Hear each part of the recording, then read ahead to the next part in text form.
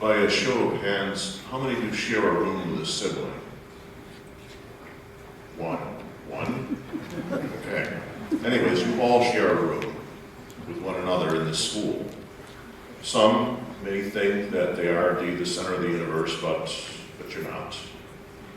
Some may think this is their own planet, or this is their own universe, but it's not. Instead, think about the faith on which this institution is founded. Catholicism, the Catholic faith, is called the religion of second chances. So to share a room, to share a space, to share a school requires forgiveness, allowing other people to make mistakes. You are, after all, adolescents, teenagers. Teenagers are known for growing and making mistakes from time to time, which requires forgiveness. Otherwise, your parents will have dropped you off at the last time, never to return home. They have to forgive you. You have to forgive them. It's a task that gets us through life. Some people hold on to their grudges, and they're really good at it. They remember everyone that ever caused them any type of difficulty. And they become miserable people. They become miserable neighbors. They become insufferable because they never let go. They never give anyone a second chance. We hear in the first reading from Genesis about Joseph. Joseph was the favorite. Now, we all long to be the adored and beautiful child of our parents.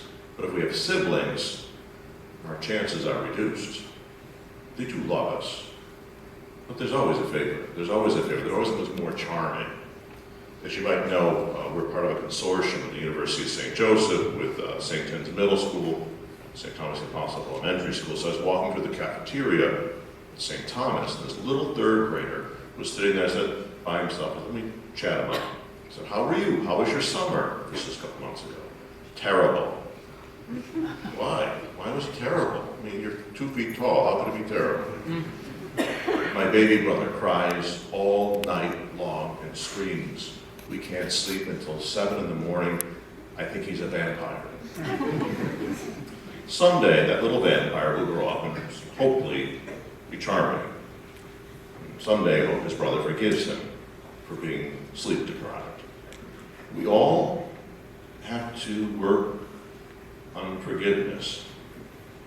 If we spend our life plotting the demise of another, it's not going to go well for ourselves. If someone doesn't know we don't like them, and we continue to hate them, it's like it's been said, you taking poison hoping the other person dies.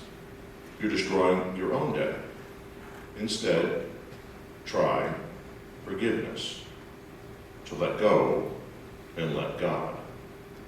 We can all be very good at fighting, but when you allow someone to make a mistake, then let's try again. How do we reconcile? You'll probably have the experience someday in the future when you come back for your reunion, and you'll bump into someone like, you were my class, and you'll have a phenomenal conversation with them, and you'll be shocked, because you always thought they were no good, or a jerk or something. But you see them in a new light. You can do that now. You can see each other in a new light. You can, instead of throwing someone down a well, like the brothers of Joseph, and if you read the story of Joseph later on, Joseph reappears and cares for his brothers. He forgives them. You can mend fences. You can be jealous or appreciative. What the other person has, you always see what they have. But they also see what you have. Maybe they're happy for you. That happens. Look across the student body. Who do you admire? Who do you want to be? Well, they can't be you. Only you can be you. The example of Jesus Christ given to us in our faith is an example of the perfect human being. But we all fall short of that. So how do we get better? Well, first of all, is not to pile up weight on yourselves, which is hatred, jealousy, being nasty. That's not entertainment. You know, a lot of us spend time on the internet with fake lives. Those lives aren't real at all. These lives are real in front of you. Having a conversation, putting down a phone, The people on Kairos discovered when their phones were taken from them. There are people in the room. Amazing. We often refer to people as practicing Catholics. They practice and practice until they get it right. They want to be people of virtue. Things don't always go well. There's always people that pop up in our lives who we did not enjoy. I once went on a retreat. I walk into the kitchen and I turn around and I said, there's this guy there. Never liked him. Lived across the hall from me in the seminary. Never liked him. Very difficult. And I come around the corner and I see him. He goes, "Hi, Mike." I said, "Hi, Ed." This is 20 years later. We had a really good week because I saw him in a different light. And I was amazed. We can all be good at trying to say, this is what my life is, and fool ourselves. So in prayer, because you can't do this on your own, ask God for help to love the one who you don't like. There are people you don't like. Or to discover the people you don't know.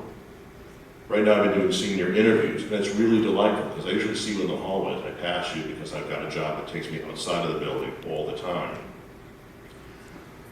But your parents treasure you. Your friends love you. Your coaches appreciate you. And just having that short conversation has really been wonderful. Think about the one you don't know, or the one you've had a fight with or a scuffle with. You're not here to settle scores. You're here to find a way back into a relationship. Because people don't disappear. You can cancel them, but you know what? They're still there. They're still there.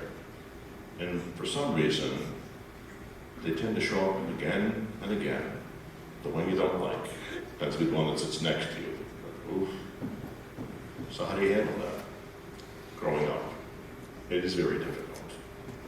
Give each other the opportunity, with the grace of prayer, to discover that each of us is that adored, beautiful child of God.